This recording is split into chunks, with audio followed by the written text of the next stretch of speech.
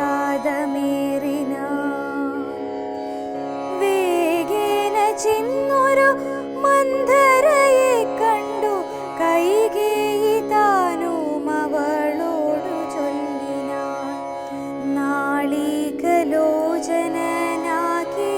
രാമനു നാളെ അഭിഷേകമുണ്ടെന്നു നിർണയം. ദുർഭഗേ മൂഢേ മഹാഗർവിതേ കിടന്നെപ്പോഴും നീ ഉറങ്ങിടുന്നറിയാതെ ഏറിയൊരാപത്തു വന്നടുത്തു നിനക്കാരുമൊരു ബന്ധുവില്ലെന്നു നിർണയം. രാമാഭിഷേകമടുത്ത നാളുണ്ടിടു കാമിനിമാർക്കുല മൗലി മാണിക്യമേ. ദത്തമായോരു വരദ്വയം സാദരം ന്യസ്തം ഭവതി മയാ നൃപതീശ്വര. ഞാനൊരവസരത്തിങ്കൽ അപേക്ഷിച്ചാലൂനം വരാതെ തരികെന്നതേ വേണ്ടു എന്നു പറഞ്ഞിരിക്കുന്ന വരദ്വയം ഇന്നപേക്ഷിച്ചു കൊള്ളേണം മടിയാതെ. ഞാനും മറന്നു കിടന്നിതു മുന്നമേ മാനസേ തോന്നി ബലാലീശ്വരാജ്ഞയാ. ധീരതയോടിനി ക്ഷിപ്രമിപ്പോൾ ക്രോധാകാരം പ്രവിശ്യ കോപേന കിടക്കനീ.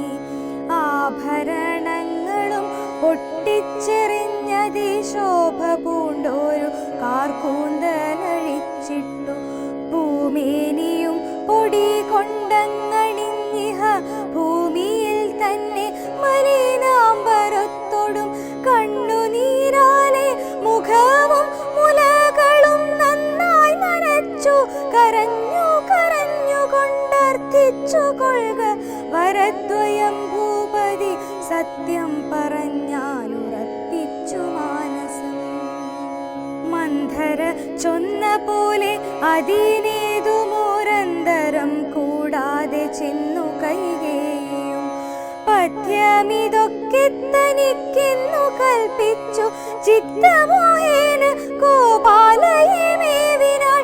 കൈകേയി മന്ധരയോടു ചൊന്നാളിനി രാഘവൻ കാനനത്തിന്നു പോവോളവും ഞാനിവിടെ കിടന്നിടുവനല്ലായെങ്കിൽ പ്രാണനെയും കളഞ്ഞിടുവൻ നിർണയം. ഭൂപരിത്രാണാർത്ഥമിന്നു ഭരതനു ഭൂപതി ചെയ്താനഭിഷേകമെങ്കിൽ ഞാൻ വേറെ നിനക്കു ഭോഗാർത്ഥമായി നൽകുവൻ 100 ദേശങ്ങളതിനില്ല സംശയം. ഏതോമിതിന്നൊരിളക്കം വരായിൽ നീ ചേതസി ചിന്തിച്ച കാര്യം വരും ദൃഢം എന്നു പറഞ്ഞു പോയിടിനാൾ മന്ധര. പിന്നെ യൗവണ്ണമനുഷ്ഠിച്ചൊരാജ്ഞിയും ധീരനായേറ്റം ദയാന്വിതനായി ഗുണാചാര സംയുക്തനായി നീതിജ്ഞനായി നിജദേശിക വാക്യസ്ഥിതനായി സുശീലനായ ആശയശുദ്ധനായി വിദ്യാനിരതനായി ശിഷ്ടനായുള്ളവനെന്നിരിക്കലും ദുഷ്ടസംഗം കൊണ്ടു കാലാന്തരത്തിനാൽ സജ്ജന നിന്ദ്യനായി വന്നുകൂടും ദൃഢം. ദുർജന സംസർഗമേറ്റ മകലവെ വർജിക്ക വേണം പ്രയത്നേന സൽപുമാൻ. കജ്ജളം പറ്റിയാൽ സ്വർണവും നിഷ്പ്രഭം. ശ്രീരാമ രാമ രാമ രാവണാന്തക രാമ. ശ്രീരാമ മമ ഹൃദി രമതാ രാമ രാമ.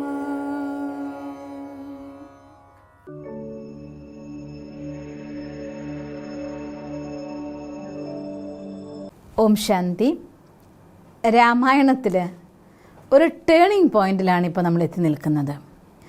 രാമലക്ഷ്മണന്മാരുടെ പരിണയശേഷം സന്തോഷത്തോടെ എല്ലാവരും അയോധ്യ നഗരിയിൽ വന്നപ്പോൾ എല്ലാവരുടെ മനസ്സിലും ഒരു ചിന്തയുണ്ടായിരുന്നു, ഇനി എത്രയും പെട്ടെന്ന് ഇത്രകാലം രാമനെപ്പോലെ യോഗ്യനായ ഒരു രാജാവിനെ സ്വന്തമാക്കാൻ വേണ്ടിക്കൊണ്ടുള്ളതായിരിക്കുന്ന മോഹമായിരുന്നു എല്ലാവർക്കും ഉണ്ടായിരുന്നത്. അതുകൊണ്ട് ജനങ്ങളുടെ ഇടയിൽ മുഴുവൻ രാമനെ ചൊല്ലിയുള്ളതായിട്ടുള്ള സംസാരം, രാമൻ്റെ മഹത്വം, രാമനോടുള്ളതായിരിക്കുന്ന സ്നേഹം, രാമനോടുള്ളതായിരിക്കുന്ന അവരുടെ പ്രകടനങ്ങൾ, ഇനി തൻ്റെ ഉത്തരവാദിത്വത്തിൻ്റെ തോളൊന്ന് രാമനുമായിട്ട് ഷെയർ ചെയ്യാൻ സമയമായി, രാമനെ രാജാവായി വാഴിക്കാനുള്ള സമയമായി എന്ന് വസിഷ്ഠ മഹർഷിയോട് പറയുന്നതായിരിക്കുന്ന ഒരു നിമിഷം. ഇതിനു മുന്നേ രാമായണത്തിൽ വേറൊരു ഇവൻ്റ് കൂടി നടക്കുന്നുണ്ട് കേട്ടോ. മെയിൻ സ്ട്രീമിൽ നിന്ന് അങ്ങനെ വേണം പറയാൻ നമുക്ക്. രാമായണ കഥയുടെ മുഖ്യധാരയിൽ നിന്ന് മാറിക്കൊണ്ട് വേറൊരു ചിത്രം നടക്കുന്നുണ്ട്. രാമായണത്തിൻ്റെ രഹസ്യങ്ങളെ വെളിവാക്കുന്നതായിരിക്കുന്ന ചില അത്ഭുത മുഹൂർത്തങ്ങളാണിതൊക്കെ. രാമനും സീതയും കൂടി സന്തോഷത്തോടുകൂടി അയോധ്യയിൽ ജീവിച്ചിരുന്ന സമയം, തൻ്റെ 4 പുത്രന്മാരും പത്നിമാർക്കൊപ്പം ദശരഥ മഹാരാജാവ് സന്തോഷം കൊണ്ട് എല്ലാം മറന്ന് ജീവിച്ചിരുന്ന ആ ഒരു കാലഘട്ടത്തിലാണ് നാരദമുനി ശ്രീരാമനെ വന്ന് കാണുന്നത്. സ്വയംവരം കഴിഞ്ഞു, സീതാ സ്വയംവര ശേഷം ഇനി ലക്ഷ്യത്തിലേക്ക് യാത്ര ചെയ്യാനുള്ള സമയമായി എന്ന് ശ്രീരാമനോട് പറയാൻ വരുന്നതായിട്ടുള്ളൊരു സന്ദർഭമാണ്. ശരിക്കും പറഞ്ഞാൽ രാമായണം എന്ന ഗ്രന്ഥത്തിൻ്റെ രഹസ്യങ്ങൾ തുറക്കുന്നത് ഇവിടെയൊക്കെയാണ്. അതായത് ഒരു ഉദ്ദേശത്തോടു കൂടി അവതരിച്ചതായിരിക്കുന്ന ശ്രീരാമൻ്റെ ലക്ഷ്യത്തിലേക്കുള്ള യാത്ര എവിടെയെങ്കിലും തങ്ങിപ്പോകുന്നുണ്ടോ എന്ന് ദേവന്മാർക്കുണ്ടായ സംശയം. പറയുകയാണ്, മാനവനായി വന്നപ്പോൾ അത്തരം വിചാരങ്ങൾ, അത്തരം ഭാവങ്ങൾ അങ്ങയിലും വന്നോ, മറന്നുപോയോ എന്ന് വിചാരിച്ച് ഓർമ്മിപ്പിക്കാൻ വന്നതാണ്. വളരെ വിചിത്രമായിരിക്കുന്ന ഒരവസ്ഥ. പലപ്പോഴും ഭക്തന്മാർ സ്വയം മറന്നുകൊണ്ട് സമയമായി എന്ന് ഭഗവാനെ അങ്ങോട്ട് ഓർമ്മിപ്പിക്കുന്ന ചില സാഹചര്യങ്ങൾ കാണാം. അതുപോലുള്ളൊരു നിമിഷത്തിലാണ് രാമായണവും ഒപ്പെത്തി നിൽക്കുന്നത്.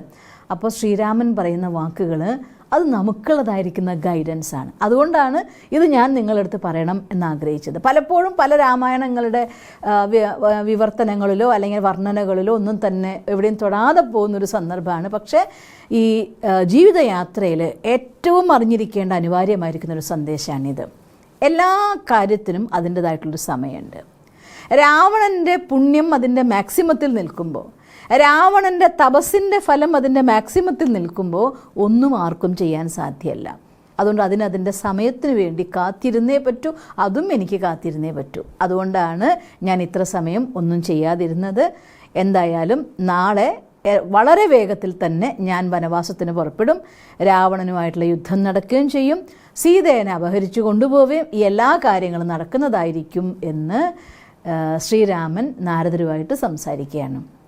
അങ്ങനെയാണ് ഞാൻ എൻ്റെ ഉദ്ദേശം നേടിക്കൊള്ളാം എന്ന് പറഞ്ഞ സന്തോഷം കൊണ്ട് നാരദർ ശ്രീരാമൻ്റെ അടുത്ത് പോകുന്നത്. അത് കഴിഞ്ഞ ശേഷം വളരെ വേഗത്തിലാണ് നോക്കണം മൈൻഡുകളുടെ ചേഞ്ചിങ്. ക്ലൈമറ്റ് ചേഞ്ച് മാറുമ്പോൾ കാറ്റ് മാറും പോലെയാണ്. ഈ കാലഘട്ടം മാറുമ്പോൾ നമ്മളൊരു ദേശത്ത് നിന്ന് വേറൊരു ദേശത്തിലേക്ക് പോകുന്ന സമയത്ത് അവിടുത്തെ ക്ലൈമറ്റ് ചേഞ്ച് ആവും പോലെയാണ് ഈ കാലഘട്ടങ്ങൾ ഒരു മാറ്റം വരേണ്ടി വരുമ്പോൾ ഒരു രാത്രി കൊണ്ട്, ഏതാനും നിമിഷങ്ങൾ കൊണ്ട്, ഇന്നലെ വരെ അവർ ഇങ്ങനെയല്ലല്ലോ, ഇന്ന് വേറൊരാളായല്ലോ എന്നൊക്കെ നമ്മൾ തോന്നിപ്പോവില്ലേ? ഒരു കർമ്മം ആക്റ്റീവ് ആവേണ്ട സമയം വരുമ്പോൾ ഒരു ടോട്ടൽ ചേഞ്ച് നമുക്ക് എല്ലാത്തിലും കാണാം. അതുവരെ ആർക്കും രാമനെ രാജാവായി വാഴിക്കണം എന്നൊരു വിചാരം വന്നിട്ടില്ലായിരുന്നു. നോക്ക്, എല്ലാ പ്രജകളും രാമൻ്റെ മഹത്വം പറയുകയാണ്. രാമൻ്റെ പട്ടാഭിഷേകം നടത്താനുള്ള സമയമായി എന്ന് പറയുകയാണ്. അങ്ങനെയാണ് ഉടനടി ഒരു കാര്യം തീരുമാനമെടുക്കും മുന്നേ ഇവിടെ ഈ കമ്മ്യൂണിക്കേഷൻ്റെ കാര്യത്തിൽ വീക്കായി കഴിഞ്ഞ കുടുംബങ്ങൾ എങ്ങനെ തകരും എന്നതിൻ്റെ ഒരു ഉത്തമോദാഹരണം അതും രാമായണം നമുക്ക് കാണിച്ചു തരുന്നുണ്ട്. ഇങ്ങനെ ഒരു കാര്യം തീരുമാനിച്ചതോടു കൂടിയിട്ട് വസിഷ്ഠ മഹർഷി വന്ന് പറയുന്നു, എക്സൈറ്റഡായി ആകാംക്ഷാഭരിതനായി തീർന്നതായിരിക്കുന്ന ദശരഥ മഹാരാജാവ്. അല്ലെങ്കിലും അദ്ദേഹത്തിൻ്റെ മോഹം ശ്രീരാമനെ ചക്രവർത്തിയാക്കണം, എന്നിട്ട് സന്തോഷത്തോടു കൂടി രാമൻ്റെ കൂടെ ജീവിക്കണം തന്നെയാണ്. അതുകൊണ്ട് വസിഷ്ഠ മഹർഷി ഇക്കാര്യം അറിയിച്ചതും ഉടനെ തന്നെ പറയാണ്, ആയിക്കോട്ടെ, നാളെ തന്നെ ആവട്ടെ രാമൻ്റെ പട്ടാഭിഷേകമെന്ന്. ആ സമയത്ത് രാമനും ലക്ഷ്മണനും അയോധ്യയിലുണ്ടെങ്കിലും ഭരതനും ശത്രുഘ്നനും അവരുടെ മാതുലൻ്റെ അടുത്തേക്ക് പോയിരിക്കുകയാണ്, അമ്മ വീട്ടിലേക്ക് പോയിരിക്കുകയാണ്. അവരില്ല അവിടെ. തൻ്റെ ഫാമിലിയിൽ 2-3 പത്നിമാരുണ്ട് രാജാവിന്. ഒരു കാര്യത്തെ തീരുമാനിക്കും മുന്നേ, ഒരു പത്നിയുടെ പുത്രനെ രാജാവായി വഴിക്കും മുന്നേ എല്ലാവരും ഒത്തൊരുമിച്ചൊരു ഐക്യകണ്ഠേന ഒരു തീരുമാനം എടുക്കുകയാണെങ്കിൽ മറ്റൊരാൾക്ക് അതിൻ്റെ ഉള്ളിൽ കയറി കളിക്കാൻ പറ്റില്ല. ഇത് ഫാമിലികളിലൊക്കെ ഉണ്ടാകുന്നൊരു കാര്യമാണ്. ഒരു തീരുമാനം ഒരാൾ തന്നെ എടുത്ത് അവരുടെ ബന്ധപ്പെട്ട ആൾക്കാരെ മാത്രം അറിയിച്ചു. അത് നടപ്പിലാക്കാൻ തുടങ്ങുമ്പോൾ മറ്റൊരറിയുമ്പോൾ ഒരാൾക്കും അതിൻ്റെ ഉള്ളിൽ സന്തോഷത്തോടെ പങ്കെടുക്കാൻ പറ്റില്ല. അങ്ങനെയാണ് പലപ്പോഴും കൂട്ടുകുടുംബങ്ങൾ തകരാനുണ്ടായ ഒരു കാരണം. അതുകൊണ്ട് ഒരു ടീമിലാണെങ്കിലും ഒരു കൂട്ടുകുടുംബത്തിലാണെങ്കിലും അല്ല ഒരു അണുകുടുംബത്തിൽ 4 ആളുള്ളൂവെങ്കിൽ അവരുടെ ഇടയിലാണെങ്കിലും വി വിൻ വിൻ എന്നൊരു പ്രിൻസിപ്പിൾ, നമ്മൾ ഏത് തീരുമാനം എടുത്താലും ആ കാര്യത്തിനെ പ്രാക്ടിക്കലായി കൊണ്ടുവരണമെങ്കിൽ ഒറ്റയ്ക്ക് തീരുമാനം എടുത്ത് ചെയ്യല്ലേ. ഒരു കൂട്ടത്തിലാകുമ്പോൾ എല്ലാവരും അറിയിച്ചുകൊണ്ട് എല്ലാവരുടെയും അഭിപ്രായ ഐക്യത്തോടു കൂടി ഒരു തീരുമാനം എടുത്താൽ ആ കാര്യത്തിൽ വിഘ്നം ഉണ്ടാവില്ല. ഇവിടെ നോക്കിയ സന്ദർഭം സംഭവിക്കുന്നത് എന്താണ്? ഉടനെ ദശരഥ മഹാരാജാവ് പ്രഖ്യാപിക്കുന്നു, ഇനി ഉടനെ നാളെ തന്നെ രാമൻ്റെ പട്ടാഭിഷേകം നടക്കട്ടെ. നേരം പുലരുമ്പോഴത്തേക്കും അതിന് വേണ്ടതായിട്ടുള്ള കന്യകമാർ 16 കന്യകമാർ തയ്യാറാവണം. വേണ്ടതായിരിക്കുന്ന കലശങ്ങൾ തയ്യാറാക്കണം, ദ്രവ്യങ്ങൾ തയ്യാറാക്കണം, കുതിരകളെ ആനകളെ എല്ലാം തയ്യാറാക്കി നിർത്തിയിട്ടുണ്ടായിരിക്കണം. മിനിറ്റുകൾക്കുള്ള ആജ്ഞ പോകുന്നു. രാജ്യത്ത് ആഘോഷത്തിൻ്റെ ഒരുക്കങ്ങൾ നടക്കുന്നു. ഒരു വലിയ ഉത്സവത്തിന് മിനിറ്റുകൾ കൊണ്ടെന്ന് പറഞ്ഞ പോലെ അയോധ്യ നഗരി ഉത്സവത്തിന് വേണ്ടി ഒരുങ്ങിക്കഴിഞ്ഞു. അപ്പോഴാണ് മെസ്സേജ് കൈകേയിക്ക് പോകുന്നത്. ചിന്തിച്ചു നോക്കിയേ, ഇറിറ്റേറ്റഡ് ആവുമല്ലേ നോർമലി. അതുകൊണ്ട് മന്ധരയ്ക്ക് അവിടെ പ്രവർത്തിക്കാനുള്ള അവസരം കിട്ടി. മന്ധര വന്ന് ചോദിക്കുകയാണ്, നീ എന്താ എപ്പോഴും ഉറങ്ങിക്കിടക്കുകയാണോ? നീ ഒന്നും അറിയുന്നില്ലേ കാര്യങ്ങൾ? അറിഞ്ഞില്ല. രാമൻ്റെ പട്ടാഭിഷേകത്തിന് തീരുമാനമെടുത്തത് കൈകേയി അറിഞ്ഞില്ല. അതുകൊണ്ട് മന്ധര വളരെ സൂത്രത്തിൽ പോയി പറയുകയാണ്, നോക്ക്, ഇത്തരത്തിൽ ഒരു കാര്യങ്ങൾ നീ അറിയില്ല. രാമൻ രാജാവാവും കൗസല്യ രാജമാതാവാവും. നീ ഒരു ദാസിയുടെ തോഴിയുടെ സേവ ചെയ്ത് ഇനി ജീവിച്ചോ എന്ന്. ഇത്തരമൊരു സന്ദർഭത്തിൽ ഈ വാക്ക് പറയുമ്പോഴാണ് വളരെ വേഗം സംഘത്തിൻ്റെ പ്രഭാവം കൈകേയിക്ക് വരുന്നത്. അപ്പോൾ ഇക്കാര്യം നടക്കുന്നതിനേക്കാൾ മുന്നേ നിനക്ക് കിട്ടിയ വരം എടുത്തുകൊണ്ട് നീ രക്ഷപ്പെടൂ എന്ന് മന്ധര വന്ന് പറയുന്നതായിരിക്കുന്ന ഒരു സന്ദർഭമാണ് നമ്മളിവിടെ കാണുന്നത്. ഇങ്ങനെയാണ് പട്ടാഭിഷേകത്തിലൊരു വിഘ്നമുണ്ടാവുന്നത് തന്നെ. ഈ പട്ടാഭിഷേക വിഘ്നത്തിൻ്റെ മൂലകാരണം പറഞ്ഞാൽ നമുക്ക് രാമായണം തരുന്ന വലിയൊരു സന്ദേശമാണ്, ഒരു കുടുംബം എല്ലാ കാര്യങ്ങളും ഒത്തൊരുമിച്ചൊരു തീരുമാനം എടുക്കും. പിന്നെ നടക്കുന്നത് എന്തോ അത് തീർച്ചയായിട്ടും നല്ലത് തന്നെയാണ് നടക്കുന്നത്. അതുകൊണ്ടാണ് ഈ പട്ടാഭിഷേകത്തിന് വിഘ്നം ഉണ്ടാകുന്നതും രാമനും സീതയും കാട്ടിലേക്ക് പോകുന്നതും ഇതെല്ലാം തന്നെ വിധി നിർണയമാണ്, ലക്ഷ്യം പൂർത്തീകരിക്കാനുള്ള യാത്രയാണ്. എങ്കിലും അതിന് കാരണക്കാരിയായിക്കൊണ്ട് മന്ധര വരുന്നു. ഇവിടെ വേറൊരു കാര്യം കൂടെ നമ്മൾ മനസ്സിലാക്കാനുണ്ട്. സംഘദോഷത്തിൽ കുരുങ്ങിപ്പോയാൽ ഏതൊരാത്മാവും അവരുടെ യഥാർത്ഥ ഭാവത്തിൽ നിന്ന് സ്വഭാവത്തിൽ നിന്ന് മാറിയും മോശമാക്കപ്പെടുകയും ചെയ്താൽ നന്നായി വരാനേ പ്രയാസം. അതുകൊണ്ടാണ് പറയുന്നത്, അഴുക്ക് പറ്റിയ സ്വർണം പോലും പിന്നീട് ഉപയോഗിക്കാൻ മോശമാക്കപ്പെടും എന്ന് പറയുന്ന ഒരു വർണ്ണന വളരെ സുന്ദരമായ രീതിയിലാണ് ഈ ഒരു സന്ദർഭത്തിൽ വാൽമീകി മഹർഷി രാമായണത്തിന് അവിടെ വർണ്ണിക്കുന്നത് തന്നെ. അപ്പം സംഘദോഷം എന്ന് പറയുന്ന സാധനം ജീവാത്മാക്കൾ നമ്മുടെ ഇന്നത്തെ സൊസൈറ്റിക്ക് വേണ്ടിയുള്ള ഒരു മെയിനായിരിക്കുന്ന ഒരു മെസ്സേജാണ്. രാമായണം ഈ കാലഘട്ടത്തിലെ പ്രത്യേകിച്ചും നമ്മുടെ ചെറുപ്പക്കാരായിട്ടുള്ളവരുടെ, നമ്മുടെ ടീനേജേഴ്സിനെ, നമ്മുടെ കുട്ടികൾക്ക്, നമ്മുടെ മാതാപിതാക്കൾക്ക് എല്ലാവർക്കും ഞാൻ പറയാം. കാരണം സംഘദോഷം എല്ലാവരിലും കാണുന്നുണ്ട്. സംഘദോഷം എന്ന് വെച്ചാൽ ആരുടെയെങ്കിലും കൂടെ പോയിട്ട് കൂട്ടുകൂടി നടന്നിട്ടേ സംഘദോഷം വരുമെന്ന് വിചാരിക്കരുത് കേട്ടോ. ഇന്നത്തെ കാലത്ത് ഏറ്റവും വലിയ സംഘദോഷമാണ് ഇൻ്റർനെറ്റ് സംഘദോഷം. നെറ്റ് എല്ലാവർക്കും ഉണ്ടല്ലോ ഇഷ്ടം പോലെ നെറ്റ്, മൊബൈൽ ഉപയോഗിക്കാൻ വേണ്ടിക്കൊണ്ട് നെറ്റിലൂടെ വേണ്ടാത്ത കാര്യങ്ങൾ ചെയ്യുക. ഫേസ്ബുക്കിലൂടെ അല്ലെങ്കിൽ ഇൻസ്റ്റാഗ്രാമിലൂടെ ചാറ്റിങ്ങിലൂടെ കാടാണെന്ന് പറയും. ഫേസ്ബുക്ക് ഒരു കൊടുങ്കാടാണ്. രാമായണത്തിൽ വർണ്ണിച്ച ദണ്ഡകാരണ്യത്തെക്കാൾ വലിയ രാക്ഷസന്മാർ വസിക്കുന്ന ഒരു കൊടുങ്കാടാണ് ഫേസ്ബുക്ക്. വേണമെങ്കിൽ നിങ്ങൾക്ക് നന്നായിട്ട് ഉപയോഗിക്കാം. അല്ലെങ്കിൽ വേണ്ടാത്ത ചാറ്റിങ്ങിലൂടെ കുടുംബങ്ങൾ തകർന്നിരിക്കുന്നു. അതുകൊണ്ട് ആ സംഘദോഷം എത്ര കുടുംബങ്ങളെ തകർക്കുന്നു. തൻ്റെ മക്കളെയും ഭർത്താവിനെയും വിട്ട് ഓടിപ്പോവാൻ ഭാര്യ തയ്യാറാവുന്നു. ഭാര്യേനെയും മക്കളെയും കൊന്നിട്ടിട്ട് വേണമെങ്കിൽ വേറെ പോകാൻ ഭർത്താവ് തയ്യാറാവുന്നു. മാതാപിതാക്കളെ ഒരു ബന്ധവുമില്ലാത്ത എവിടേക്കെങ്കിലും ഓടിപ്പോവാൻ മക്കൾ തയ്യാറാവുന്നു. കുടുംബങ്ങളെ ശിഥിലമാക്കുന്ന നമ്പർ 1 രാക്ഷസനായിട്ട് ഇന്നത്തെ പല രീതിയിലുള്ളതായിരിക്കുന്ന സാധനങ്ങളുണ്ട്. സംഘദോഷത്തിന് പ്രാധാന്യമുണ്ടോ ഇല്ലേ ഇപ്പോൾ? അല്ലേ? പ്രാധാന്യമുള്ള കാലത്തല്ലേ നമ്മൾ അയക്കുന്നത്. അതുകൊണ്ട് ഈ ഒരു പോയിന്റ്, രാമായണത്തിലെ സംഘദോഷത്തിൻ്റെ പ്രഭാവം കൊണ്ടുണ്ടാകുന്നൊരു പ്രശ്നം കാലഘട്ടത്തിനനുസരിച്ച് രാമായണം നമുക്ക് തരുന്ന വലിയ സന്ദേശം തന്നെയാണ്. അതിൻ്റെ ഫലം നോക്കി കൈകേയിയുടെ ജീവിതത്തിൻ്റെ അവസാനം വരെ മനസ്സുഖം അനുഭവിക്കാൻ കൈകേയിക്ക് പിന്നെ സാധിച്ചില്ല. ഞാൻ എല്ലാം നേടിയെടുത്തു എന്നുള്ള വിചാരത്തിലിരുന്ന കൈകേയിക്ക് ഭരതൻ വന്ന് ഭരതൻ്റെ യഥാർത്ഥ ഭാവം കണ്ടപ്പോൾ ഇതൊന്നും അല്ലല്ലോ സത്യം എന്ന റിയലൈസേഷൻ ഉണ്ടായതോടെ കൈകേയിയുടെ മനസ്സുഖം അന്ന് അസ്തമിക്കുകയാണ്. സംഘദോഷത്തിൽ കുടുങ്ങുന്ന ജീവാത്മ അതോടെ ജീവിതത്തിൻ്റെ സർവ്വസുഖങ്ങളും നഷ്ടാവുന്ന അവസ്ഥ. ഇതൊക്കെയാണ് രാമായണത്തിൽ ഈ സന്ദർഭത്തിൽ നമ്മൾ കണ്ടുകൊണ്ടിരിക്കുന്നത്. സിസ്റ്ററെ, ദശരഥൻ 10 ഇന്ദ്രിയങ്ങൾക്കും അധിപനാണെന്നും കൈകേയി വിശേഷതയാണെന്നും സിസ്റ്റർ പറഞ്ഞല്ലോ. അതെ. പിന്നെ എങ്ങനെയാണ് ദശരഥന് ഇങ്ങനെ ഒരു അവസ്ഥ ഉണ്ടാവുന്നത്? അത് വളരെ റെലവൻ്റ് ആയിട്ടൊരു ക്വസ്റ്റ്യനാണ്. നേരത്തെ പറഞ്ഞ പോയിൻ്റ് ബായിയുടെ മനസ്സിൽ നല്ല പ്രകടമായിട്ടുണ്ട്, സന്തോഷമുണ്ട് ആ പോയിൻ്റ്. എനിക്കെന്തായാലും ഇത് മനസ്സിലാക്കുന്ന ഒരു രഹസ്യം തന്നെയാണ്. ദശരഥൻ എന്ന് ചിലർത്ഥം 10 ഇന്ദ്രിയങ്ങൾക്ക് അധികാരിയായിരിക്കുന്ന ജീവാത്മ. അന്ന് വിശേഷതകളെ പറയുമ്പോൾ തന്നെ പറഞ്ഞു തന്നിട്ടുണ്ടായിരുന്നു. കൈകേയി, കൈകയം എന്ന് വെച്ചർത്ഥം വൈഭവം എന്നർത്ഥം. കൈകേയി വൈഭവങ്ങളുള്ളവൾ എന്നർത്ഥം. അതായത് ഒരു ജീവാത്മ തൻ്റെ ഇന്ദ്രിയങ്ങളിലെ അധികാരിയായ ജീവിതത്തിലൂടെ തൊടുന്നതെല്ലാം പൊന്നാക്കി മാറ്റി. കൗസല്യ കൂടെയുണ്ടല്ലോ, കർമ്മകുശലത കൂടെയുണ്ടല്ലോ, തൊട്ടതെല്ലാം പൊന്നാക്കിക്കൊണ്ട് ജീവിതത്തിൽ ഞാൻ എല്ലാം നേടിയെടുത്തു എന്ന് വിചാരിക്കുന്ന സന്ദർഭത്തിൽ സാധനങ്ങളോട് ആസക്തി വന്നു പോയാൽ, നമ്മൾ നേരത്തെയും കണ്ടിട്ടുണ്ട്, matter is a good servant but bad master. കണ്ടെത്തുന്ന സാധനങ്ങൾ നല്ലതാണ്, സാധനത്തിന് അധീനതയിൽ വയ്ക്കാമെങ്കിൽ. ഈ സൃഷ്ടിയിലെ ജീവാത്മാക്കൾ കണ്ടെത്തിയ വലിയൊരു കണ്ടുപിടുത്തമാണ് ബോംബ്. ഉപയോഗിച്ചുകൊണ്ട് വേണമെങ്കിൽ മരുന്നുണ്ടാക്കാൻ, ഇലക്ട്രിസിറ്റി ഉണ്ടാക്കാൻ, ക്രിയാത്മകമായിരിക്കുന്ന ഒരുപാട് കർമ്മങ്ങൾക്ക് ഉപയോഗിക്കാം. പക്ഷേ അത് മനുഷ്യനെ ഭരിക്കാൻ തുടങ്ങിയപ്പോൾ ഇന്ന് ലോകത്തിൻ്റെ സർവനാശത്തിൻ്റെ വിത്തായിട്ട് മാറിക്കഴിഞ്ഞിരിക്കുന്നു. Matter is a good servant bad master. സാധനങ്ങൾ ഉപയോഗിച്ചിട്ട് സുഖസൗകര്യത്തിൻ്റെ പ്രഭാവത്തിൽ വന്ന മനുഷ്യൻ ആരോഗ്യത്തെ നഷ്ടമാക്കി കളഞ്ഞിരിക്കുന്നു. സ്വസ്ഥമായി ഉറങ്ങാം, പ്രഭാതത്തിലും കിടന്നുറങ്ങും. സ്വസ്ഥമായിട്ട് എത്ര നേരം വേണമെങ്കിൽ ലൈറ്റ് ഉണ്ടിരിക്കാം, അതുകൊണ്ട് പാതിര വരെ ഇരിക്കും. ലേറ്റ് നൈറ്റ് ഉറങ്ങും, ലേറ്റായിട്ട് പ്രഭാതത്തിൽ ഉണരും, ജീവിതം മുഴുവൻ അവതാളത്തിലാക്കി മാറ്റിക്കളയും. പ്രകൃതിയുടെ ഒരു യാത്രയുണ്ട്, അതിരാവിലെ ഉണരുന്നു. വേണമെങ്കിൽ നിങ്ങൾക്ക് കാണണമെങ്കിൽ പ്രകൃതിയെ നോക്കി നോക്കൂ. ബ്രഹ്മമുഹൂർത്തത്തിൽ ഉണരുന്ന എല്ലാ പക്ഷികളും എല്ലാ മൃഗങ്ങളും സസ്യലതാദികളെയും കാണാം. 3:30 നേരം കഴിഞ്ഞാൽ ഉണ്ടല്ലോ, കാറ്റുപോലും അതിൻ്റെ ഗതിയിൽ ആ ഒരു സൗകുമാര്യം അല്ലെങ്കിൽ ആ ഒരു സരളത, ആ ഒരു എനർജി ഒക്കെ നമുക്ക് ഫീൽ ചെയ്യാൻ പറ്റും. പക്ഷികൾ ഉണർന്ന് അവരുടെ ഭാഷയിൽ ഈശ്വരനെ വിളിക്കാൻ തുടങ്ങും. മൃഗങ്ങൾ ഉണർന്ന് അവരുടേതായിട്ടുള്ള ഭാഷയിൽ ആസനങ്ങൾ തുടങ്ങും. അവിടെ നല്ല ഈ മാർജാരാസനവും ശശാങ്കാസനവും ഒക്കെ മനുഷ്യൻ കണ്ടെത്തുന്നത് തന്നെ. എല്ലാം അവരാരംഭിക്കും. മനുഷ്യൻ മാത്രം വൈകി ഉറങ്ങുന്നു, വൈകി ഉണരുന്നു. എന്നുവെച്ചാൽ എന്താർത്ഥം? പ്രകൃതി വിരുദ്ധമായിട്ട് ജീവിക്കാൻ തുടങ്ങുന്നു.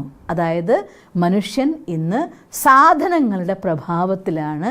മനുഷ്യനെ സാധനം ഉപയോഗിക്കുകയാണ്, അല്ലാണ്ട് മനുഷ്യൻ ഇന്ന് സാധനത്തെ ഉപയോഗിക്കുന്നില്ല. ഈ ഒരു അവസ്ഥ, ഇതാണ് ദശരഥൻ്റെ ഈ ഒരു അവസ്ഥയ്ക്ക് കാരണം.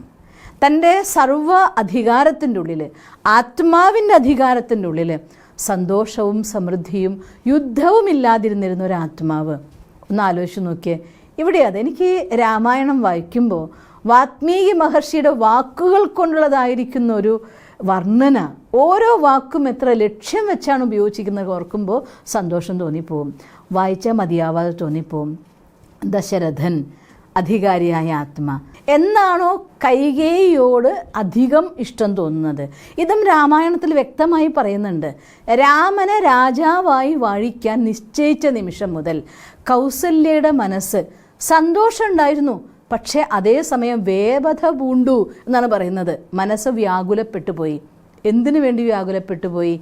എൻ്റെ പതി ദശരഥ മഹാരാജാവ് കൈകേയിയുടെ കാമുകനാണ്. ആ വാക്ക് തന്നെ പറയുന്നുണ്ട്, കാമുകനാണ്, ഭർത്താവാണ്, കാമുകനാണ്. എന്നുവെച്ചാൽ എന്താ അർത്ഥം?